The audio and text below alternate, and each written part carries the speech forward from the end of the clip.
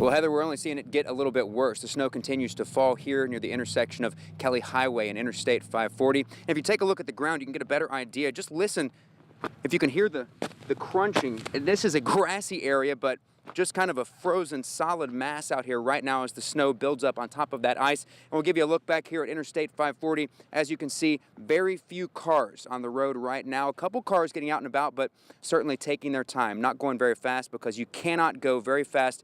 There are very slick conditions across the area. Let's talk a little bit about the power outages we're seeing. As you already mentioned, more than 30,000 people across the area without power this morning.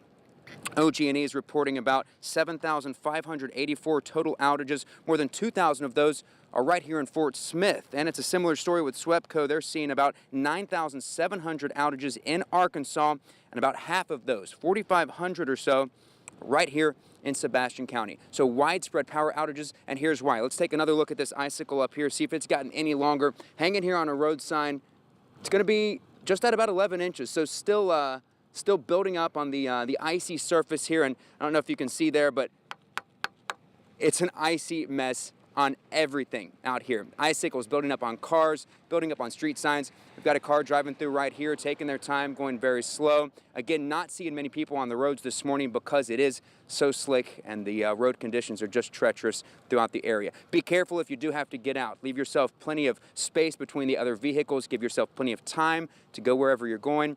And as I mentioned yesterday, always try to heat up the car ahead of time.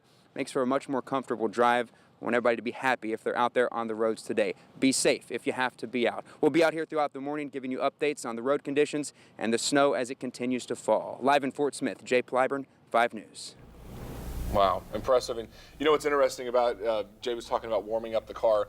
How was your car this morning? Were you in the garage? I was in the garage, but I was worried about my garage opener. Yeah, like well, actually that's a good opening. point. 40 and Rogers. We now want to go with our team coverage in Fort Smith, where Jay Plyburn is. Jay, what can you tell us about the interstate along 540 in Fort Smith? Well, Heather, it is still very slick out here. In addition to the ice that we had already seen starting yesterday, now we're getting substantial snow. In fact, it's coming down pretty good, and it has been for the past couple of hours. We showed you this icicle here a little bit ago. Take a look at it again. Almost a foot long, this icicle hanging on this road sign. We're out here along I-540 near Kelly Highway.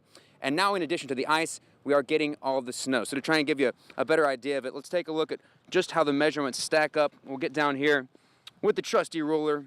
So the snow is measuring in almost an inch there, but then you have that layer of ice. So watch as we push it down into the grass. You can see that there's another inch that we go down there. That's the ice covered by the snow, just to give you an idea of why the roads are so treacherous right now. If you take a look back here at I-540, you can see the traffic is picking up a little bit.